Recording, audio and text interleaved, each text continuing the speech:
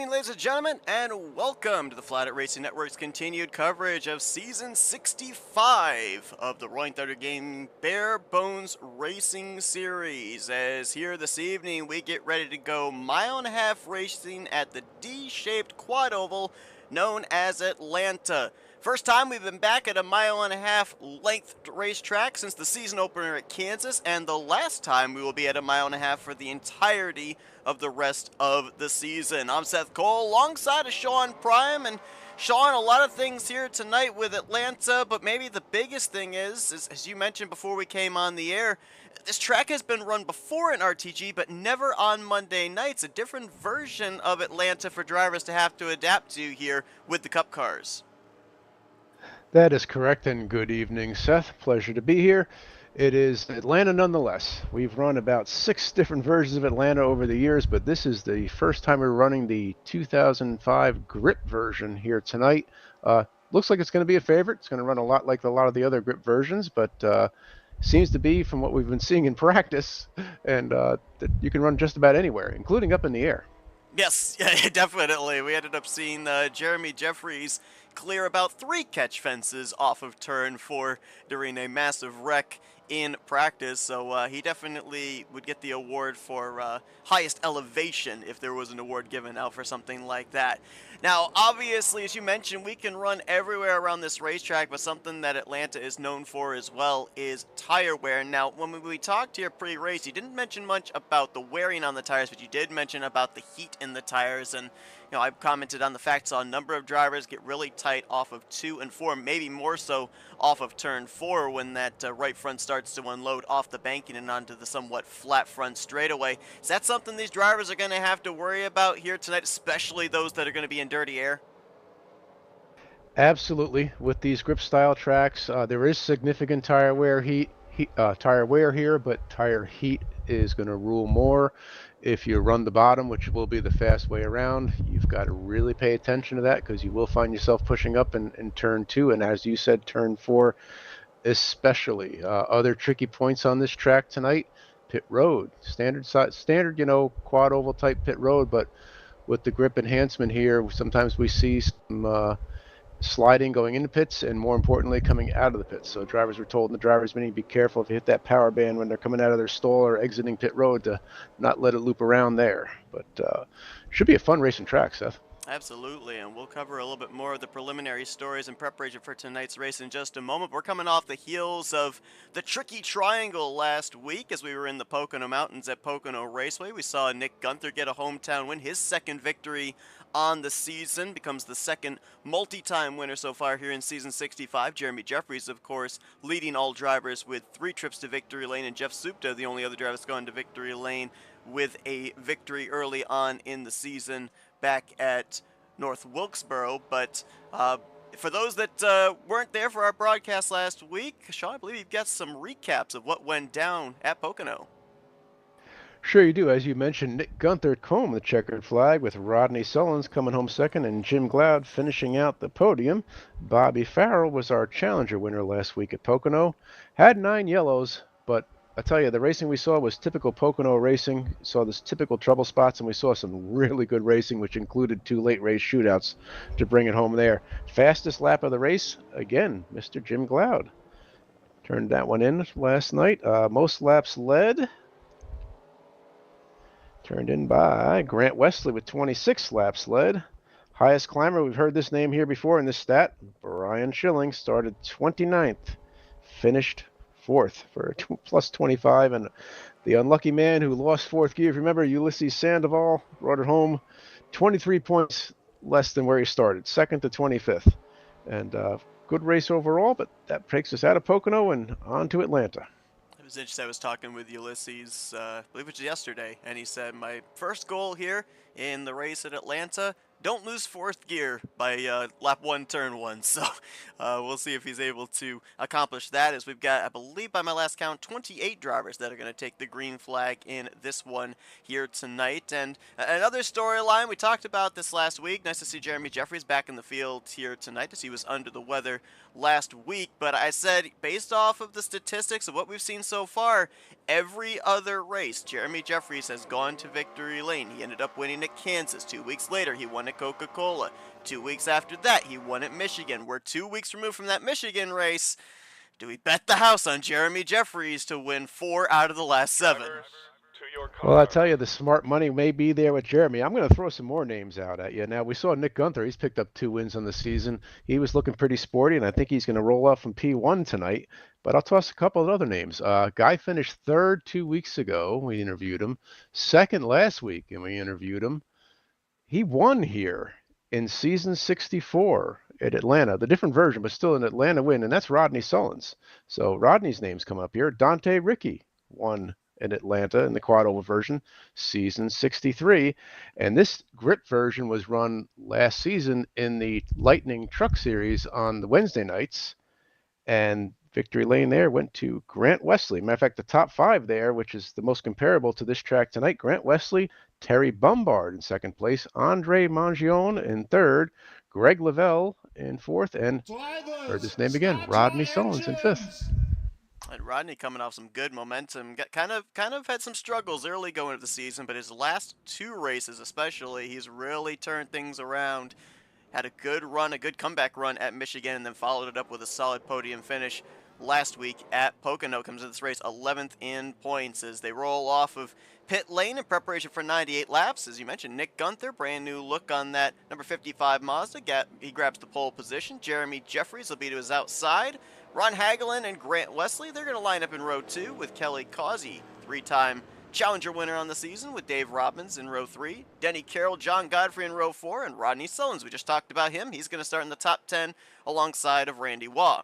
Ulysses Sandoval, Dante Ricky, former winner here as you documented. They're back in row 6. Dave Melson and Ron Lucey, they're in row 7. Row 8 finds Bob Dixon, Jeff Supta deep in the field in 16th, with Glenn Harris, Terry Bombard in row 9. Row 10, the top 20 complete with Andre Charest and the Challenger points leader, Colin Flick. Last 2 drivers to take time in row 11, Bobby Farrell and Cy Jones. Row 12 is going to find Frank Rivard and Billy Elliser, Brian Schilling and Brian Rawson back in row 13. And the final row, making up the 28-car field here tonight, will be Bob LaChance and Dennis McCarthy. I'll tell you, it looks like a stout field again. We are missing Josh Metallic. You know, this is the summer season. You've got lots of people on vacation and missing races, so points are up for grabs again tonight as we're getting ready to go green. Race number 7 underway here at Atlanta. Gunther and Jeffries, 5 combined wins in the 6 previous races between the 2 of them. Going to be double wide alongside each other here through 1 and 2.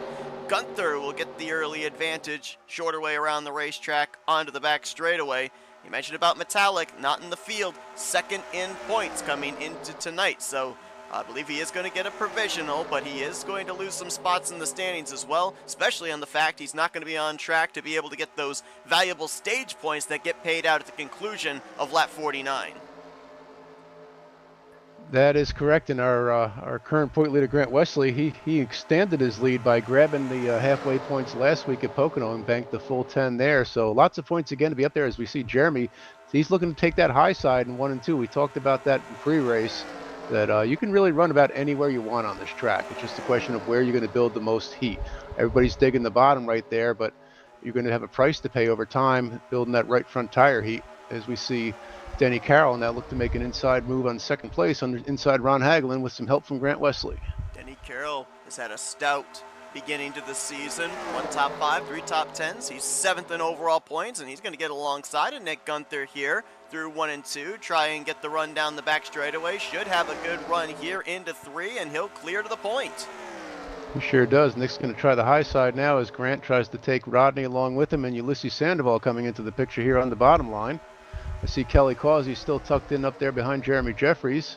And a lot of 2x2 racing. Looks pretty good, pretty organized to start out here tonight. Let's see if we get a good long run going and see if we see some of those other strategy-inducing factors come into play. Possible issue on the start for Bob LaChance. There you see him left side of your screen. He might have started from pit road. He's currently on the tail end of the lead lap with the leaders bearing down on him here through 3 and 4. He'll yield to the leaders there up on the outside. Looks like you are correct there. Looks like the 51 did indeed start off pit road tonight. So hopefully Bob get it done. If we get a caution, he'll get the lucky dog.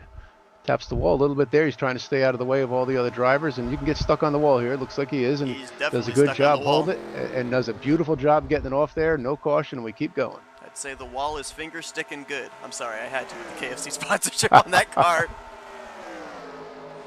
I'm not as quick as you with those. That was good. There's Rodney Looks like Sullins. Ulysses is trying to make a, actually looks like wholesale moving now. Denny's got himself up on the high line. Not a bad place to be, but if everybody's on the bottom line, it's not so good. So look to survive up there and see if he can get some help. Rodney Sullins now putting the pressure there on Grant Wesley. As you documented before we went green, a couple of drivers that have won here on Mondays and Wednesday nights. Grant Wesley leading Rodney Sullins, and you consider Grant Wesley here as well. Coming into this race, 20 points over Josh Metallic, extended his points lead last week, and he kind of had to work to be able to open up that gap because he had one of the strongest cars of the day, dominated the first to middle portion of the race, but then he had an issue, went way up the track in turn 3, lost a ton of track position, and had to battle it back to be able to finish inside of the top 10. Yeah, Grant has had late race troubles a couple of times, and he's really made the most of banking maximum points at the halfway point. He's been up near the front, I think, a few of the times, including getting the full 10 points last week. As now Rodney's going to take the lead here at the start-finish line, and he's going to get credited for leading that lap. 2 by 2 behind. It's some great racing. Very close there at the stripe between the front splitter on that Black Rifle Coffee Chevrolet and the Quaker State Chevrolet, waiting for scoring to indicate just how close that actually was. It had to have been in the thousandths of a second. And I'm being told 21 one-thousandths of a second that last time by. This is a racetrack that's been known for some pretty historic photo finishes. I would not leave it outside the realm of possibility for maybe one here tonight. Well, as we start to get a green look to this track, I don't want to jinx them.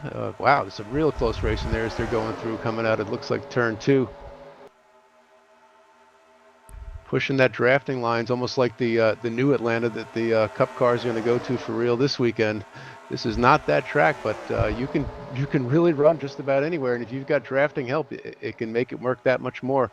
We'll see as the tire wear comes in. Now, we're on 3X here tonight, so 21 laps is your fuel window tonight. That, of course, is just going to exacerbate that tire heat buildup as well that these drivers will be feeling in that right front Goodyears. Randy Waugh looking to the inside of Grant Wesley. Haven't talked much about this 21 car this season as he's currently 19th in the point standings, but a number of drivers that we still can't count out, including here this evening. We've got 3 racetracks before the regular season comes to a close, Rockingham and Infineon, the last 2, and there's a bunch of drivers that still mathematically are within a shot of top 12 in the point standings, if not getting a victory and being inside the top 20 in points for a playoff position. Randy Waugh being one of those. Cy Jones still in the conversation. Bob LaChance, Frank Rivard, Bobby Farrell. I mean, any of these drivers, there's still an opportunity to find a consistent streak in these final 3 races and make your way into the playoffs, as Denny Carroll with a big moment there had to bail out of the throttle on the exit of 4. Good heads-up races behind him. Nick Gunther had to get safety down there on the bottom, and we got straightened out again. Whoa, we got a spinner in the back. That, I believe, is Dave Melson. Yep, looks like some secondary contact after there, too.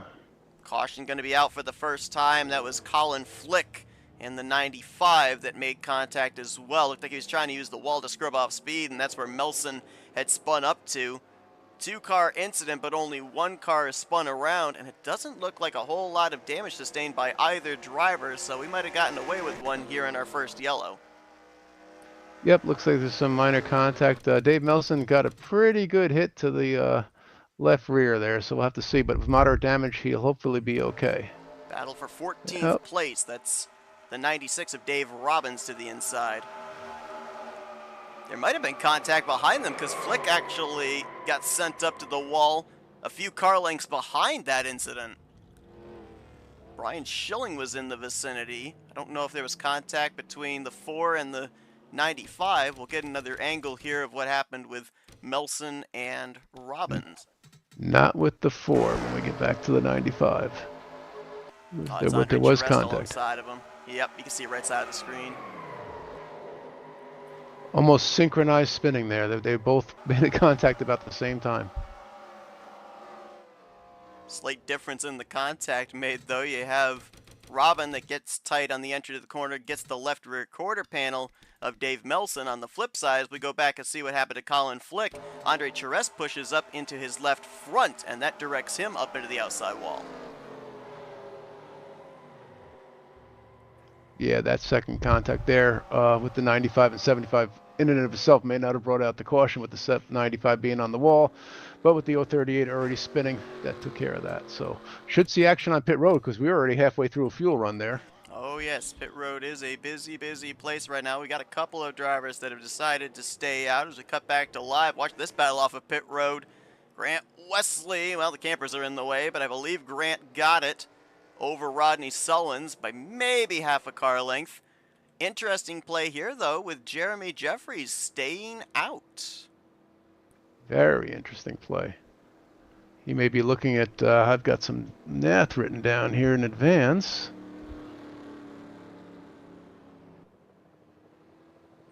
Nope, not any significant windows yet.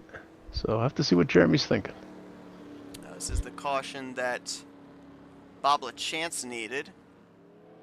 Fell a lap down to the race leaders. He should get his lap back. I'm trying to figure out what's going on with my scoring because when LaChance was on the track, it was showing him last driver on the lead lap, and now as I double check it, okay, he is actually, okay, so it is scoring him on the lead lap now. Looks like he's already gotten the lucky dog. I was gonna say, I thought that he had disappeared from my running order. We apparently have had another driver that I listed off the lineup that did not take the green, and I will try and figure out exactly Frank who that Rivard. is. I believe it's Frank Rivard at 35. That I'm would showing. be it then. Yep. And he was slated to roll off 23rd. Frank coming into this race 13th in points. He was one of those drivers that I talked about that easily here tonight with a good run could point his way up into the top 12. For those that don't know, top 12 in points, regardless if you won or not, at the end of the regular season, you are battling for a championship. And if you've got a victory but are outside of the top 12, as long as you're in the top 20, you would get in through a proverbial wild card spot. So that's a tough break there for Frank. We documented the fact that Metallic, who's not in the field tonight, going to free fall through the top 10. For Frank Rivard, he's going to have a bit of a deficit to have to make up on that 12th position in points in the next 2 weeks. And they are not easy tracks coming up here to close out the regular season. Nope, they will be interesting. Two challenging tracks, two great racing tracks to talk through. Yeah, so that puts Bob LaChance as probably the next guy in the bubble with, and John Godfrey with some room to gain. Pace cars coming off as we get to go again. We need to get to lap 28 to be in a fuel window for that halfway payout window. So a little bit to go here. We're going to take it at lap 16, and green is out. Green flag waves. Good start there from Rodney Sullins alongside of Grant Wesley. Maybe a little slow in the start for Randy Waugh. Second car on that outside line. Stacks him up a little bit, but now tries to get the run. Ooh, pinching down Kelly Causey after 1 and 2, and he's going to get loose. Around he goes, right in front of the field. And this is going to be a massive one. We got Brian Schilling up and over. Terry Bombard is up and over as well, as the back straightaway is littered with race cars. It sure is. You kind of called it. You saw that coming, and he got into a little bit of a tank slapper there, and around she went. About the worst place it could happen, unfortunately. Got some quite a few cars with some damage. Again, moderate damage. Hopefully it won't be too bad. It looked initially like Randy was pinching the zero down. He might have been loose even at that point, trying to gather it back up, as maybe cold tires coming into play there in 1 and 2 for a driver that restarted on the outside of row number 2. Let's take a look at this here. Saw him not be able to quite get going when the green flag came out for the restart, and this was entering into turn 1. It's hard to tell right there. Maybe a little wiggle out of the back end, and then it goes around completely there after getting down into Denny Carroll. Yeah, it looks like the double zero of Kelly Causey came up the track just a little bit, and Randy was still working on trying to keep his straight, and that caused him to maybe to put a little overcorrection in there, and around she went. Two drivers up and over, including the 4 of Brian Schilling, 10 of Terry Bombard. They're both here in the same area when the incident occurs. Let's watch the Kodak Film Chevrolet. And you can always tell it's a Rodney Sullins paint job when you can be flipped over and still be showing your sponsorship. He may, believe it or not, be okay. I don't. The Yeah, impact on the other part of the car was not severe. I don't see any heavy visible damage. nothing really on the roof. I would wager a guess that maybe both the drivers that flipped might be all right. Let's see about the flip here for Terry. I mean, they both don't spend very long on the roof. There's not a whole lot of impact with the front end. If anything, it's more just on the sides of these race cars. And even then, I don't see any visible damage on either one of those cars on the left or right side. I know one guy who had an adventure and looked like he was driving it the whole way through. It had to be interesting. It was Denny Carroll. He had some contact there, but then he had people flipping above him, and he had to work his way through some stuff after being completely caught up in this. On board, we'll go back to the entrance of turn 1 here. On board with the Crown Royal Chevrolet. You hear him lift right there, seeing Causey out of shape.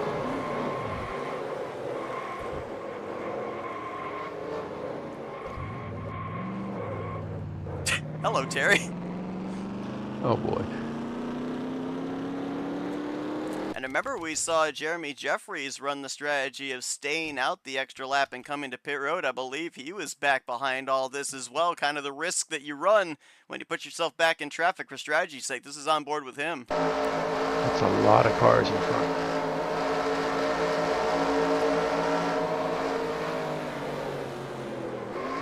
Oh, big hit there for Dave Robinson. See that? 96 into the inside wall.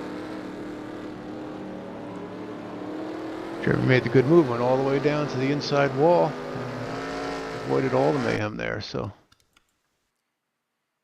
It's like Ron Hagelin, Jeff Supta, John Godfrey all got through unscathed. So nice avoidance by a number of drivers. For others, you've got all that access road down there on the apron to be able to avoid. But when you've got cars darting left and right, it is very difficult to figure out where that hole is going to open up to be able to find a clean path through. You kind of have to sometimes just mash the throttle and pray that the seas are going to part.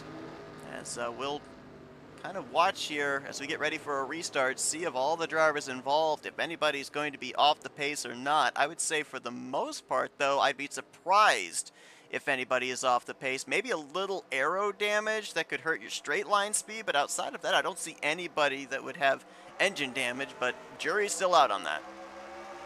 and with the CTS business, if you can keep somebody behind you and somebody in front of you, you'll feel pretty good. And we're under green here, and let's see how we shake out this time. Grant Wesley restarts as the leader. Sandoval started on the outside of that front row, but he's now fading back. Gonna lose second to Rodney Sullins, third to Nick Gunther. He'll slide into fourth with Kelly Causey behind in fifth.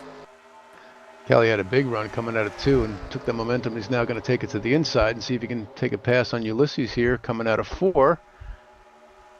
That looked like a big wiggle there going into 3 by leader Grant Wesley. A lot of these tracks you need to give it a lap or 2, as you know from your self-experience running in this series, to get the tires up to temperature, and then it's pretty much on from there. But a lot of grip on this track, as you can see. They're not being shy about getting too wide and staying too wide right off the bat. Big save back there out of turn 2 by Colin Flick. They're going to take him 3 wide with Andre Charest and Bobby Farrell. Up here at the front, though, they are stacked up, and look who's starting to make his way up here. That Nissan Altima of Dante Ricky, former winner at this racetrack. Part-time schedule here for Dante.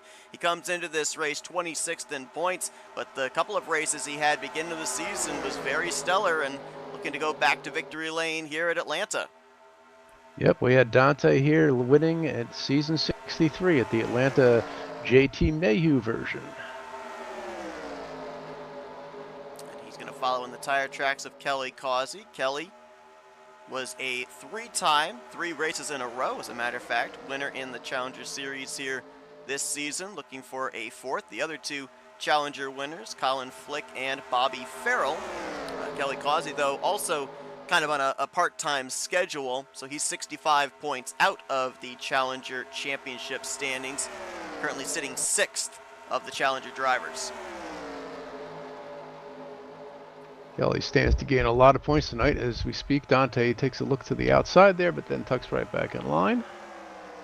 Proud to say, 9th in points. Still searching for his first top 10 on the season. And this is what we talk about a lot, Sean, is you can have consistent runs, but they don't necessarily have to be flashy in the stats column. They don't necessarily have to be top 5s and top 10s. Lucey has had consistent top 15s, and that's why he's currently up inside of the top 10 in points, currently in a playoff spot. But he's still looking for that first top 10 and subsequently his first top 5 of the year. Great driver to race with, too. And as we speak, see Jeff Supta, that new paint job of his, is on the move. He had trouble hitting the wall in qualifying, I'm told, and started back around 16th place, and he's managed to work his way now into the top 5. Looking for his second win on the season. Big trouble going on in the back, Seth. I see the 4 involved again, it looks like. Caution's going to wave. That's Billy Elliser, Bobby Farrell. There is Brian Schilling, along with Terry Bombard and Andre Charest down on the apron of 1 and 2. Just caught the Kodak Chevrolet spinning on my other screen there. It looks like there was a bit of a entanglement down there. Pretty good contact back end of the number 75 Ford Mustang, and I believe he's where the trouble is going to begin. Yep. They were stacked up here, and ooh, down into the right rear of Dennis McCarthy. Bounces off the wall, down into Terry Bombard. Add Brian Rawson into the list of drivers involved. Was that Denny? I think I just saw Denny Carroll, who was up towards the front in the early going of this race. I think he might have gotten a piece of that. He is again right in the center of it, and let's see at the end if he makes it through, and he does get a piece of it with the 92. Not a Kodak moment tonight, for sure, for Brian Schilling. He's been involved in both incidents. They've both found him. Take a look at this off of 4. Charest was in trouble before we even got to turn 1 right there. Almost comes down into McCarthy, pulls the wheel back to the right, and then car kind of turns back down to the left into the right rear, and it's on from there. That nice new Valvoline of Brian Rasson got caught up there, and again, Terry Bombard and Brian Schilling seem to be 2 of the heaviest vehicles involved there.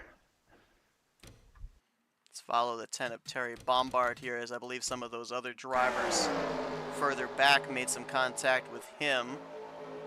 Down into Bobby Farrell, slides up the track. There you see, right side of your screen, little stack up on the top side with Denny Carroll and Randy Wall, and then a little tap there for Billy Elliser in the 26, that Johnny Benson throwback. Interesting note here is we see a lot of activity on pit road. We are going to be now inside the window. I had written down lap 28 is the lap you could make it to the halfway point from, and we are going to be inside that window just barely with the pacing laps as we take the restart next time. Ron would say win the battle off pit road of those that dove onto pit lane, with Dante, Ricky, Jeff Supta coming out behind him. Looks like Denny Carroll's going to stay out here for a lap-led bonus point. Terry Bombard, Andre Charest should be coming to pit road this time, and then it will turn the lead over to the 62, and when he crosses the line, that'll be his first lap-led of the night.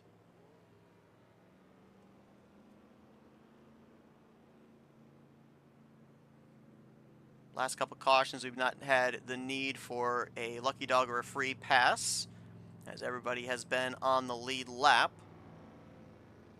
So far, Grant Wesley has led the most laps with 11. Rodney Sullivan's not far behind him with 7. Everybody else has led 3 or less, and that would include 4 drivers right now, including Kelly Causey, Nick Gunther, Denny Carroll, and Jeremy Jeffries. Actually make it 5 as we now add Ron Lucey to that list. And I was double checking there just to see, make sure Ronald got 4 tires. I know he was going in from the top 5 to begin with, but yeah, he got 4 tires. Great job on pit road by his crew. He'll restart the leaders. He lights out there on the Toyota Camry pace car. Dante Ricky will line up to his outside with Jeff Supta, Nick Gunther, and Grant Wesley. The top 5. Looks like Rodney Sullins will restart in 6th, Kelly Causey 7th, Ron Hagelin in 8th with Ulysses Sandoval. Jeremy Jeffries is going to be the top 10. When we go back green, we're going to be 21 laps away from when stage points get handed out at the halfway point completion of lap 49. Should be another sprint. We'll see them trying to get into position there. Now, after doing that late race or late caution pit stop, Jeremy Jeffrey's going to find himself just on the tail end of the top 10 there. Pace car's in. Ronald's ready to take us to the green flag with Dante on the outside. Green flag is out. Rodney Sullins with a bit of a spinning of the tires there on the initial start. Grant Wesley shoving the heck out of Jeff Supta on that inside line. Sure was. They're thinking go time, trying to gain some track position right off the bat here. Let's see if they try to make a move underneath Ronald coming out of turn 2. It looks like Jeff's trying to get there. Got the apron a little bit there with the left side tires. Did Supta. So now Dante will try to pin him down side by side for second position. Ronald's doing just as he should. He's now going to yield the bottom line and let them have that one to go, and he's going to work the high side with Dante. Supta will draw a bead alongside, going into 1. Try and see if he can nab the lead through the center of the corner. Should be clear off of 2. Well, not quite. Usain got back to his right rear quarter panel. He'll have to wait another couple of corners, will Jeff, to be able to officially clear for the top position. Looks like he'll be able to do so off of 4. Great racing here, and again, you can run that high line, especially with some help, and you might get a little extra benefit of less tire temperature up there. Kelly Causey crosses from top to bottom on the front straightaway. Whoa, Jeff rode up the hill and Grant rode up a little higher behind him there as they were slipping and sliding on the entry of turn 1. There's a lot of side-to-side movement coming off of these turns, and the guys are doing some great driving to keep it all together. Kelly Causey now moving into second. Dante trying to move to third. Looks like the 62 and the 88 on that outside line going backwards here. Ronald is falling out of the top 5. Grant's about to do so unless he can tuck in maybe right in behind Ulysses. And he'll do just that right in front of Rodney Sullins. Now Ulysses goes up and Grant's going to move to the inside him. That's the joy of CTS physics and how the draft works here. Some guys, namely Jeremy Jeffrey, seem to be committed to wanting to run that high line, at least early in the run, hoping it's going to pay off on a long run for them. Nick Gunther's also been up there quite a bit in this race as well. A couple of former winners on the season. Take a look a little bit further back here, just in the latter half of the top 10. A couple of drivers that were involved in our first caution of the day. The 038 of Dave Melson, the 95 of Colin Flick. They've done a nice job of getting themselves back up through the field after their early troubles. Dave currently in 11th. Flick might have gotten the apron there heading into 3, but he's going to drift back now, it looks like, to around the 14th spot. Yep, did a good job recovering there. We've got a tight group of cars here with Dave Robbins and Bob Dixon there as well. And as we look back up front, Causey. looks like Kelly Causey, yes, indeed, is taking off the lead. Buckshot Jeff Supta's going to be on the outside. Clean air. Dante Ricci will follow him in line. Jeff Supta's got the express train to the rear right now. No help in the higher line. Ron Hagelin looks like he's going to look up there to help him, but then he says, I'm going to take that position too if I can.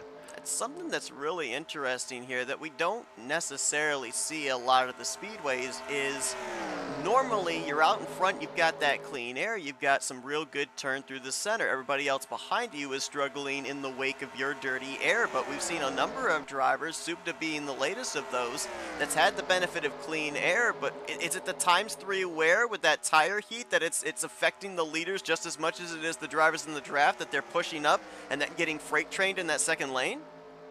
It is, and it's a great combination of gear and tape and stuff that's giving a really nice draft, that's able to generate runs, which is what you always hope for, so you can get some good passing opportunities. Ooh, some tight racing there. Oh boy, between Jeff and Rodney. So doing a little push up there off of 2. Rodney moves up to give him some space and got a little tail happy himself. Almost brushed the wall there. Is really high off of 4 again there for Sullins. Gets a great run coming down the front straight doing so. Ron Hagelin looking on here as he drives it into turn 1. Had to back it out a little bit. Checks up Ronald Lucet behind him. Here comes Dave Melson closing in as well. John Godfrey there in the 7-Eleven, another of the drivers just outside of the bubble. I believe, if my math is correct, 21 points below the 12th in the standings cut line, and the driver that's currently in that spot is the 7th place driver in Ron Hagelin, doing a good job up here inside of the top 10 tonight. I tell you, the little things and the details matter. You saw that checkup earlier where Ron Hagelin had a checkup and Ron Lucier immediately adjusted his lane. Just the heads-up driving by the guys in the series is what makes it such a pleasure to be part of. Dante's been taking a couple of looks here on Grant Wesley. Last couple of times through 1 and 2. Trying to run an alternate line, it seems here. Maybe in part to kind of give Grant something to look at in the rearview mirror, but also maybe looking for a little whiff of clean air through the center of the corner here. Yep, because we're getting about 10 laps away from that halfway point. Dante might be content to let the rest there and see what happens. He's not running for points because he's running that part-time schedule, so the halfway point doesn't mean too much to him. Watching these drivers and what they're doing here at Atlanta reminds me of what Steve Letarte was talking about with the Cup cars at Pocono, where you want to be in the wake of the driver on the straightaways. You want the draft to get that run, but then you want to run a different line when you get into the corner, like you see right there, a little half groove lower for Dante Ricci on entry, because if you run in somebody's draft when you're going into the turn, all that downforce is gone. Yep, you want that max downforce coming from the clean air, whether you go out high, go out low, just anything you can do to help yourself get the grip because the guy in front has such an advantage. Look at the stack up back here, line of race cars, and we're looking at John Godfrey. He's in the 10th position as we are at less than 10 to go here in the stage. Why is that important? That's the last position that pays out halfway stage points. Look who's on the outside looking in again. Jeremy Jeffries, and him and Nick Gunther have been kind of content, seems to be riding right back there with 10 to go to halfway. Will they try to mount a charge? Jeremy, of course, as we documented, missed last week, but he's also a number of races that he's been in missed out on halfway stage points. 3 victories on the season, but 4th in overall points. Nick Gunther with 2 victories on the season, but he's 6th in the standings. Both of them right now on the outside looking in for a payout of stage points here. As this next time by, we're going to have a total of 7 laps to go. And again, no caution comes out at the end of the stage. We race right through it. So these drivers not only have to think about what's going to happen in these next 7 laps as far as positioning themselves for stage points, they also have to think about potentially green flag pit stops. What would that be, about 5 to 10 laps afterwards? Yeah, not too far afterwards, actually. We went green back around lap 29. So, yeah, that about lap 48. So right about past the halfway point, we're going to be looking to come to pit road. Gunther's going to get by Godfrey. He'll move to 10th place. Jeremy will follow in line. So a couple of former winners may be duking it out for that final playoff point here as this time by. Total of 6 laps to go. Kelly Causey continuing to show the way. Kelly coming into this race 23rd in points. I mentioned he's been on kind of a part-time schedule, but hey, 3 races left here. If he's able to pick up 10 valuable stage points here, come away with a great run, even if it's not a victory, maybe a solid top 5, it's still mathematically possible here with 2 races after tonight for him to point his way into the playoffs as well. And Grant Wesley sitting there again. He's like, I'll take 9 points, but maybe I'll make a move for 10. But the top 4 have been seeming pretty content to stay nose to tail the last 5 laps or so. They've been able to pull away from 5th place as a result, too. Now, Sandoval going to get to the left rear quarter panel on Dante Ricci, but look at the gap that they've been able to open up back to 5th place Rodney Sullins. That may evaporate now with the side-by-side going on ahead. Yep, Ulysses got a great run and took advantage there and was able to make the pass cleanly, and they're right back together for... Trouble! Nick Gunther's Nick's into in the grass. He's not around yet. He's going to save it. Great job. Just no caution was yet. Up the track. Now the yellow's out. Caution is out. There is a caution. Supta was up the track. Gunther had to gather it up. This may... the timing of this is interesting. Will this stage end under yellow, or will we get back green before the completion of 49? What do you do? I mean, we've only run, I think, most of these cautions about 2 pace laps. They've been quickie yellows. Everybody's on the lead lap. I don't know. Could be 1 lap. It could be 1 lap. Not sure who exactly it was that went around that brought out the yellow. We got a couple of candidates maybe back here. We'll take a look and see. I don't believe it was the Supta Nick Gunther incident off of 4. They both were able to gather it back up and keep going. It's the 6 of Brian Rawson. I agree. I don't see anything out of that one. And yep, looks like the 6. Oh, you just see that thing traveling up the track there. That tightness with that right front tire heat, and it just never turned. Right about that time in the run, and you said to me before we even came on the air, turn 4 seemed like the spot where the pushing was happening, and that's where it was happening. Bob Dixon and Billy Ellis are both getting involved as well. Watch the 26 here. I believe Dave Robbins may have gone up and brushed the wall too. If not, he got awfully close. His car was traveling up there also. As Rawson slides up into the path of Elliser. Elliser gets a shot from behind by Bob Dixon. And we'll now take a look at the couple of tremendous saves up there inside of the top 10 by Jeff Supta and Nick Gunther. Let's see what exactly happened there. Looks like that portion of the run looks like just about everybody through the field was dealing with it, especially if they were in that upper lane. Looked like Nick got a great run, came running up on Jeff. As then, they made contact in the back end. Jeff got the wall. Nick went sliding down, made contact, I think, with John Godfrey on his way down, and managed to save that car. Great save, but crosses the line in 14th place. I believe Jeff was, I think he crossed in 10th place, so that would have been a three-way battle for the final spot in the top 10 for stage points, and oh boy, we've got some gamblers. I see this. So most everybody came to pit road, but Grant Wesley is going to stay out. Ron Hagelin is as well. Jeff Supta, Ronald Lucey, and Glenn Harris. Question is, I believe we're going to get lights out this time. So these drivers inside of the top 5 are going to be restarting with very nearly 20 lap older tires than everybody else. Oh, hold the phone. Hagelin's coming in. Supta's coming in. So they're going to give up the stage points, actually. So will Glenn Harris and Ulysses Sandoval. They thought about it. They thought about it, and they thought better of it because Grant's probably going to have to come in, well, with these caution laps, probably within 2-3 laps tops of going green.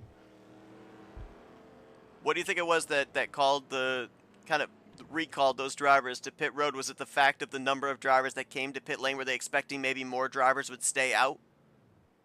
That's probably my guess, that as soon as they saw everybody from that point back go in, they said, let's take our lumps now. So Grant Wesley and Ronald Lucey, actually, correction, I believe Ronald is a lap down. He is. 62 is actually being scored off the lead lap. So Grant is actually the only one of the lead lap cars that's going to gamble for the stage win. He'll take the green flag and the green and white checkered flag here, completing the halfway point on the restart, with it looks like Kelly Causey in second, Dante Ricky third, then Jeremy Jeffries and Brian Schilling the top 5.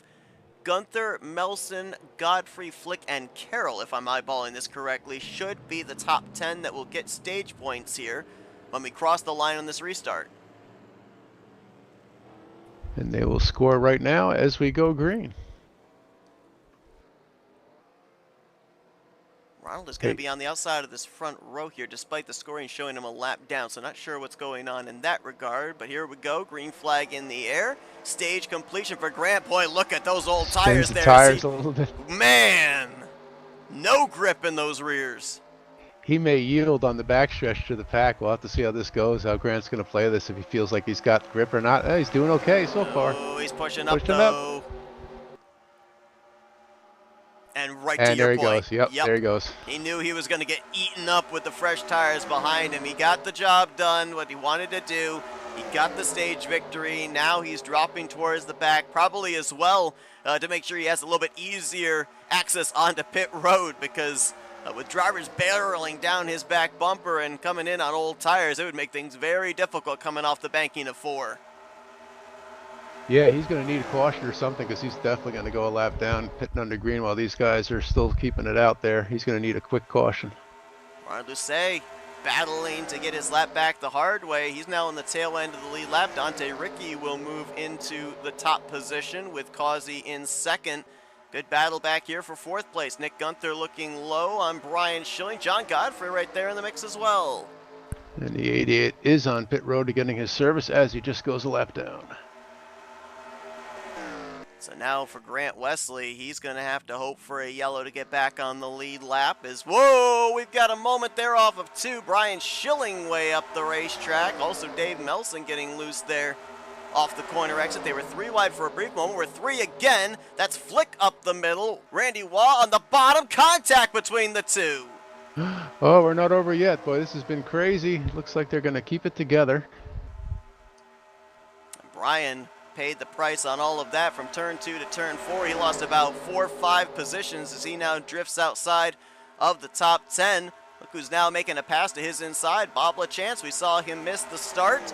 He was a lap down, got the lucky dog under the first caution, and now he's trying to make his way up into the top 10. Last time by scored in 13th place. Well, the 2 incidents that 4's been involved in tonight may have indeed done a toll and damage to either that, or he saw what he thought was going to be an incident happening right in front of him yet again, and he backed way out of it and is going to regroup, but he is definitely not advancing at the moment. It's a great point. I'd forgotten about the fact that Schilling was one of 2 drivers that was flipping on the back straightaway. Terry Bombard, the other of those who has currently made his way back up towards the top 10. Last time by scored in 12th as battle side by side, not for position here, between Jeremy Jeffries and Ronald Doucet, and a little surprising here that Ronald's putting up as much of a fight as he is, since he is currently the highest running driver of the lap down machines. Or is this a case of, you know, trying to see if he can get his lap back the hard way, so that way if a caution comes out, he doesn't have to start EOL. He'd be able to restart wherever he would his pit crew would get him out. Yeah, I was looking at that till about a lap and a half ago. He was ahead of the leader, so he was technically on the tail end of the lead lap. But now that he has lost those first couple spots, looks like he's going to take the outside line and fall back in. But he can't fall back too far because he's got to make sure he stays in range of the lucky dog. I'm still a little unsure why he ended up losing that lap. I was, whoa, we'll hold the phone on that. Randy Waugh's going around the back straightaway with Colin Flick. Does that bring out a yellow? Because I was awfully close down there to the yellow inside. Is out. So caution's going to come out 5th time here tonight. Looks like a harmless spin there for Randy Waugh off the nose of the 95, and this is exactly what Grant Wesley needed to see. And Ronald Lucier, both Indeed. of them will be back on the lead lap, and they both have shown to have fast cars here tonight. Go back and take a look at what happened as the smoke lingers on the back straightaway from the Alabama Crimson Tide Dodge. This was around the 8th spot, actually, inside of the top 10 off of turn 2. Looks like Colin Flick and Randy got together there. Little kiss with that left rear quarter panel into the inside wall, but no damage to speak of. The tough thing for Randy is he lost a ton of track position with that ride. He sure did. Not the first time he's been around tonight. And he did a great job, though, keeping the damage to a minimum down with the inside wall. Just barely touched it with the left rear. You see the lines they were both running there. Randy kind of pinning Colin down and running the risk that if that 95 got tight, he was going to come up into the left rear quarter panel. And unfortunately, he did pay the price, but could have been a lot worse. We saw a massive wreck when somebody had an issue off of turn 2 earlier on tonight. Lucky to get away with it just being a single car incident. For sure. And he looks like he's going to catch back up to the tail end of the field and continue on. Brian Rawson may stay out here for a lap lead. Everybody on the lead lap aside from him coming to pit road. There's the 62 and the 88 that'll get the free passes. They'll be able to come to pit road the second time by. And, ooh, hang on. We might have had ourselves a... Well, never mind. I was going to say we might have had ourselves a battle off of pit road, but it's looking like the 00 of Kelly Causey may be dropping back. Might have gotten a black flag there. That's a tough break for a driver that's led 22 laps so far. Speeding police have come for Buckshot. So he's going to drift back all the way outside of the top 20. Interesting there is Jeremy Jeffries, who's going to inherit the race lead, was making his way into the entrance of turn 3. Guess what I heard? Nothing. He shut the engine off and clutched it around through 3 and 4. So just how close are we looking here? Where's this put us as far as a window to make it the rest of the way? Well, right here we're on a one-stop strategy. The final window to get to the end of the race opens at lap 77. We're at 58 now, so we're here for one stop, two cans from this point on. So every little bit, we're just so programmed. We're out there. I'm always saving. Doesn't matter because you think it may not come into play, but you never know. So it's almost like muscle memory for us. Don't have the lights out yet. You said lap 77. Kind of looking at what the fuel window was that you mentioned, we'd be looking maybe a maximum of lap 80 that you could go before you make that final pit stop. So there's about a 2 to 3 lap gap in terms of the window is concerned. We talked about this back at other racetracks. We talked about it at Michigan. We talked about it last week at Pocono. We even talked about it at Kansas and North Wilkesboro.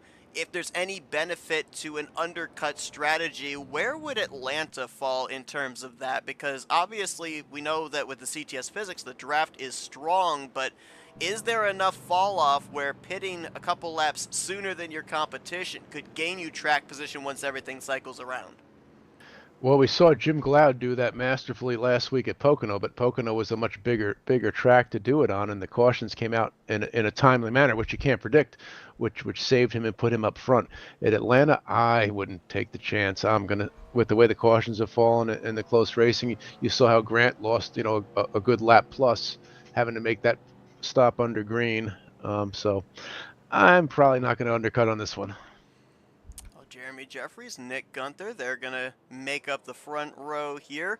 Opposite positions of where they started this race when Gunther was on the pole and Jeremy was to his outside. Dante Ricky, Dave Melson, John Godfrey going to be the top 5 as we have entered into the second half of this race. We're in the home stretch to see who's going to pick up the victory here in race number 7, and a nice precursor here, Sean, to a bunch of different racing that's going to be going on here this week in RTG. Sure is. Tomorrow night, Tuesday, we have iRacing. We're going to have the ARCA Menard Series cars at USA International Speedway. And then Wednesday night, back in NR 2003, we've got the Aero 88 cars going to North Wilkesboro, the 08 version. And then, of course, Thursday, we'll be back at Burnt Screwdrivers Raceway for the Tally Challenge. That regular season heating up here towards the close. 6 races with 6 different drivers that have gone to victory lane. Could we be looking at 7 on Thursday night? Grant Wesley, the most recent winner there last week at Talladega Super Speedway. As here we go, we're going to have a total of 38 laps to go here from Atlanta, and Jeremy Jeffries is going to get us back under the green. We've seen Jeremy and Nick racing around each other quite a lot tonight. Dante in 3rd place has been no stranger to the front, but now we see Dave Melson, the 038. He's going to be in 4th place, and John Godfrey restarting in 5th, right, with Ulysses and Dave Robbins coming in tow. As mentioned, good recovery there for Dave Melson after being involved in our first caution. Had some rear end damage at the beginning of this race. Looks like they've done a pretty good repair job on that Wendy Chevrolet, a driver that comes into this race 8th in overall points. And I'm seeing a lot of these drivers swaying from side to side as they're trying to get those rear ends planted, trying to get those cooler tires to grab some grip through the corners. It is dicey on these first couple of laps every time, so we'll have to see. Is the caution out again? I don't know if it is, but we got a couple cars way up the track there. Dave Robbins is in the wall. Jeremy was up in that 3rd group through 1 and 2. We are racing on, no caution. Looks like Nick Gunther is going to slide into 2nd place, real close with the 038 of Dave Robbins, who's going to look to the outside. Tough break for Colin Flick in the 95. Believe that the last caution there in the back straightaway was his 2nd incident, and he has parked for the night. He'll finish in 27th. That's your challenger points leader coming into this evening. Big points to be gained there. He is the only car that was retired so far tonight. Close racing up here, but everybody's minding their business. See, Bob LaChance has now entered the picture too, right there behind Ulysses. Big move there for Dave Melson. Gets by Nick Gunther and now looks to the inside on Jeremy Jeffries for the top position. Jeremy even being the race leader. You mentioned it earlier when he was in traffic, still trying to get something going up there in that second and a half to third groove. New leader, 038. Jeremy's like to play with that high line. He does that at a bunch of these tracks, and I've noticed, especially in 1 and 2, he's been content being up there. Now that he's not the leader, he may stay up there again and try to save something and see if he'll have it for the end of a long run, as Dante is going to help Nick draft on past. Mentioned about the fact that Atlanta Motor Speedway tonight, the last mile-and-a-half racetrack on the schedule, the only other one we ran was Kansas, and that was another racetrack where Jeremy Jeffries was an advocate for the high side, and it ended up getting him to victory lane. I am also an advocate for the high side. Whenever it's possible, I love to. There's nothing much more fun than riding right up on the against the wall there and making some time going down the straightaways. So speaking of making time or not making time, some of our guys that had been shuffled back, Jeff Supta, Grant Wesley, Kelly Causey for the speeding penalty, are been having a little bit of trouble advancing their position. They're just now starting to gain some, and they've caught up to Brian Schilling. Yeah, we've definitely seen that you can make passes here, but it seems like when they're stacked up the way they are from second place on back right now, you look in the case of Ulysses or Dante Ricky or Bob LaChance, you're kind of boxed in, right? There's nowhere you can go. You're kind of relying on the guy in front of you in the lane that you're running to move forward, so that way you can move forward. I tell you, we've been at this for just a little while. I mean, we've been doing this for years and years and years, and a lot of these same guys and the respect they have for each other and just their knowledge. I mean, it's such a cerebral thing. Everybody's trying to outthink each other. When's the time to run really hard? When is the time to gain the position? When is the time to formulate pit strategy? That just everything's working right now in the brain. There is Supta. You see Kitty corner to his right rear. Kelly Causey, who's led the most laps so far here tonight at 22. Grant Wesley going 3 wide there with Randy Waugh into turn 1. Grant, the other driver that's led double-digit laps here tonight. 14 circuits out in front. This is all going on from about a gap of 12th back to 16th. And as you said before, Seth, it is tough to move. You saw Grant try to make the move there, and eventually he backed off, just heads up racing and surrendered the position. No point in forcing it, but it's a traffic jam, and these guys want to get through, and as the laps start clicking down, they're going to want to get through even more. The desperation factor starts to increase as those laps decrease, right? You start getting closer towards the end and realizing, wow, I mean, I had a strong car up there inside of the top 5. I'm nowhere close to that zip code right now. I got to get moving. You know, we get a lot of races in here that are used to winning, and then they come in this field that, not everybody can win. Somebody's actually got to finish 30th, this week or next week, and it's tough to accept that sometimes. But the guys learn it's a marathon, not a sprint, and they don't force it. But we're fixing to see some moving going on now. I see that Grant has made himself up inside of Randy Waugh, going to get positions just outside the top 10. Jeremy Jeffries has now found a place in line, drifted back to 5th, and tucks in behind the Wawa Nissan of Dante Ricky. John Godfrey, big send there into turn 3, tries to draw a bead on that Monster Energy Chevrolet. Good run in the 6th position, and something we got to keep an eye on here as well as this run progresses. We saw a number of drivers as we started getting around 15-20 laps into a run, really pushing up off the corner there in turn 4. Drivers inside the top 10, drivers outside the top 15. That's something that a lot of these drivers that are racing hard here are going to have to think about, because we're going to get to that point before we get to the checkered flag. We're starting to get there now, especially in the dirty air. I'm seeing some of the guys deeper in the field starting to push up. Matter of fact, Danny Carroll, as we speak, had a tough turn, and everybody's going to go 3 wide and down the front stretch and just get around them. Dante Ricky had a moment there. There's that wad up you're talking about. Ron Lucey getting the wall as they enter into turn 1. Still wadded up here and boxed in are Wesley and Supta. Schilling back there. Causey's been able to get to the front of this pack. Now breaking back into the top 10, but he's had to pass a lot of cars after that penalty sent him to the back. A lot of great heads-up racing going on there as you're highlighting mid-pack there. As we get to now, we're probably within about 8 laps of the fuel window. We're within 5 laps now of the fuel window, but in about 8 laps of where they're going to have to pit. So the question is, they're communicating with each other. You don't want to come in alone, and you don't want to speed on this final money stop if we do it under green. So looking for dance partners. Not sure if I want to be one of the first ones in or one of the last ones in. Tough pit road to get on and get off of. Gotta wonder how many drivers put an emphasis in practice on doing those mock green flag pit stops, because so far here tonight, we've had timely cautions where everybody's been able to come to pit road under a caution period, under pacing. They haven't had to come down at full speed. This is going to, if we continue to trend green, this is going to be the money stop. First time tonight that they have to make a green flag pit stop. Yep, and one of the things we did talk about, as I see, it looks like the 21 of Randy was down off the apron. Caution is out.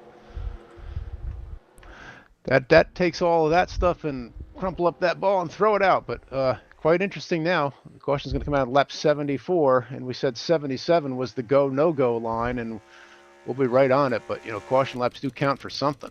So you'll see some max saving going on now.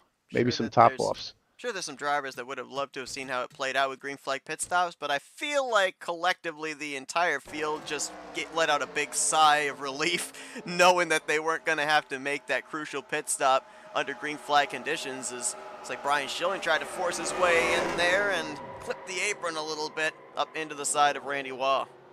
Yep, that apron will get you every darn time. Yeah, we were just highlighting because one of the things we talked about in the drivers meeting is not just pit road exit here, but I mean pit road entry, but pit road exit. You can really get loose coming out of your stall, getting up to speed, and once you've cleared pit road, you know, getting up through the gears and around turn one. So this will save them that. Close call there for Denny Carroll, as he nearly had the back end of Randy Waugh into his grill.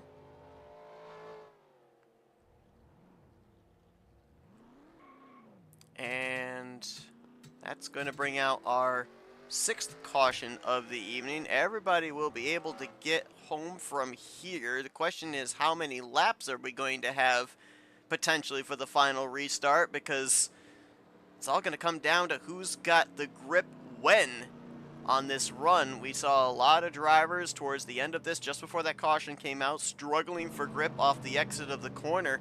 Almost makes me wonder, with everybody coming down, putting on a fresh set of Goodyears, if it may be the restart that's going to be the craziest, with everybody trying to take advantage with the fresh tires, realizing there won't be nearly as much maneuverability as that tire heat builds up closer towards the end of this race. And if we are going to stay green from here, we will go further than we have by a few laps. You know, at any time tonight, it'll be at a max fuel load, and looks like Nick Gunther's going to win the race off pit road with Jeremy second. So Jeremy will pick up a spot. Nick was the leader when the caution came out. Jeremy was third. It's like Dante will lose a spot. Melson will pick up a position, and John Godfrey will pick up a spot as well. 96 of, let's see, Sandoval lost a ton of spots there on pit road. He was 4th coming down pit lane. Looks like he's going to come out around 8th or 9th. He'll be right behind Kelly Causey, who's in position right now to take the Challenger win. Bob Dixon stayed out. Looked like he was going to run the strategy, maybe leading a lap. I don't believe he did. I think he did not lead that lap there. Gunther bypassed him as Dixon hit pit road, so the strategy for a bonus point did not pay off for the 143. Lights are out, so we're at 77 now, so these guys have been saving. We're going to assume they can make it from here, but it will be a task on the tires for sure. It's like right on that window. It's literally 21 to go when we go back green here. And it almost makes me wonder, is it a situation, if we are that close, that you maybe don't want to be the leader for most of this run? This is provided that we go green the rest of the way. If a caution comes out, you've got the pacing laps to save. But if let's kind of theorize that we don't see a caution for the remainder of this race. Is there a scenario you lead the entirety of this run, you may not have enough fuel to get to the checkers? It'll be possible. I still want to choose to lead and find out the hard way and bank on the caution, but it'll be so close. I'd like to see us find out. Absolutely. Here we go. First, we got to get through these couple laps. Here. Yeah, those cold tires. We'll see how they do. Guys are going to want to move. Gets us back under green. Jeremy Jeffries with a good jump actually beat Gunther to the line. 2 by 2 going through turn 1, right through the whole field. Looks like Nick may gain the advantage coming out of the turn, but will Jeremy get the run? Godfrey John Godfrey. Oh, we got a wreck in the back. Wreck in the back. That's Dave Robbins and Andre Charest. That'd be back around 17th place.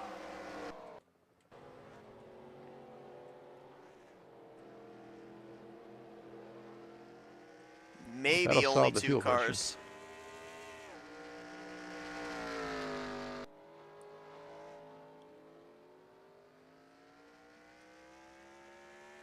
Seventh caution. Also something that we didn't note that I just took notice of here on this restart. I believe Jeff Supta may have gotten hit with a speeding penalty under that round of pit stops. He started tail end of the field. Oh boy, well he'll get a chance now to get on a restart. Looks like contact between the 75 and the 6. Again, the apron in play. Yep. Nowhere for Dave Robbins to be able to go. Dennis McCarthy up and into the wall to scrub off speed. Billy Elliser, a little hit with the driver's side into the inside wall. But not a bad job. I tell you, Dennis McCarthy did a great job of getting on the binders and stopping. Take a look here at the back end of this 75, which actually is missing that rear deck lid, which a lot of times too will make the car even looser. I mean, look at this lack of downforce. He gets the apron, it drifts up into the 6, and as soon as it makes the contact with the 6 of Brian Rawson, it immediately goes around. Yep, that Ford has definitely gotten some TV time tonight.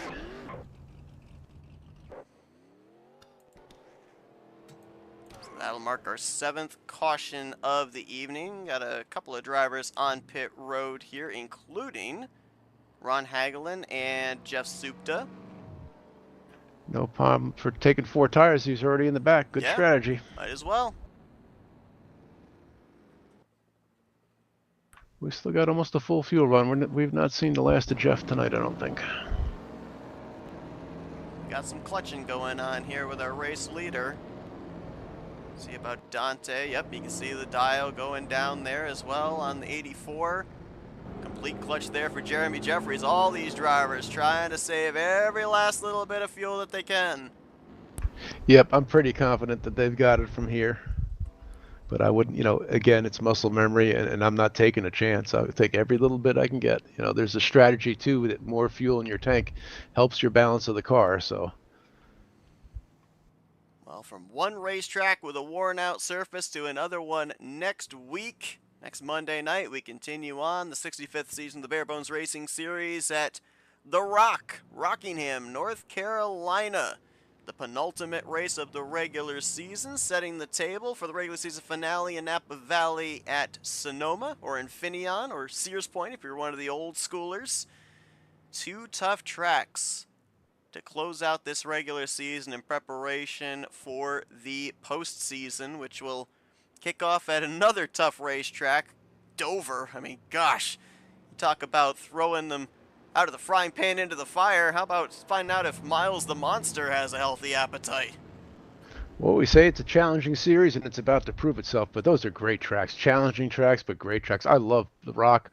We all know I love me some turning left and right. At least they say that. They say I do. And it'll be fun to watch one. Ready to go back green. Lights out on the pace car. Looks like we'll have 17 laps to go. Nick Gunther in that bright yellow Mazda. Livery throwing to the delivery trucks that he currently uses in his occupation. He's alongside of Dante Ricci, a Mazda and a Nissan making up the front row here for this late restart. Jeremy Jeffries and Dave Melson in row 2. And John Godfrey, Rodney Sullins, Grant Wesley, Kelly Causey, Ulysses Sandoval, and Brian Schilling's going to be your top 10. Let's see if we can get them going green. Not the usual manufacturer. See up front, green flag is out. Great jump by both the front guys, and Jeremy's going to push Nick to the front.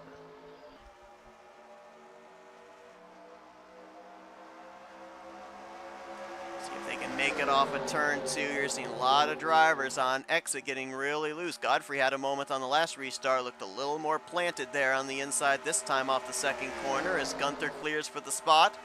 Jeremy will look to clear for second place on Dante Ricci, who will tuck into third. They'll stack up from fourth place on back, near contact between Melson and Godfrey. Oh, it's on now. These guys know it's go time. It is some tough, hard knuckle racing. But again, these guys are no stranger to this. This is where your money is earned and where it's a whole lot of fun. And Rodney is really trying, again, 2x2, you have really no place to go, but he's just looking for any place to get a run, whether it's pushing Dave out in the front of the pack or looking for a gap to shoot around him on the high side or low side. But until that happens, you're kind of stuck there. Jeremy's been an advocate of the outside line. He used it there to get to the right rear of Gunther and swung around for the top position. So Jeremy Jeffries to the point.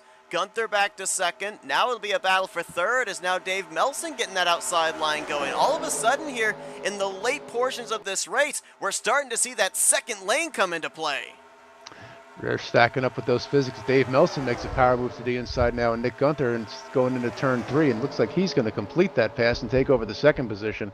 We're seeing some great racing here, and Rodney right on the tail of Nick, Grant right on the tail of Rodney, John Godfrey now to the inside of Rodney with Dante, and here comes Kelly Causey. He's made his way back up. Ulysses Sandoval, Bob LeChanson, and Ronald Lucier looking in the wings as well. We've seen these names all night as Jeremy continues to lead down the backstretch, and we go from third place on 2x2. It's been taking some patience here the last 20-25 laps for Causey and Wesley to work their way back up to the front, but here they are. Those two drivers, a combined 36 laps led between the two of them. Grant's now up to 6th. Kelly currently in the 9th spot as look at him stacking up from second place on back. Melson trying to put a little dirty air across the nose of Nick Gunther. Sends him back into the grills of the side-by-side for 4th between Dante and Rodney.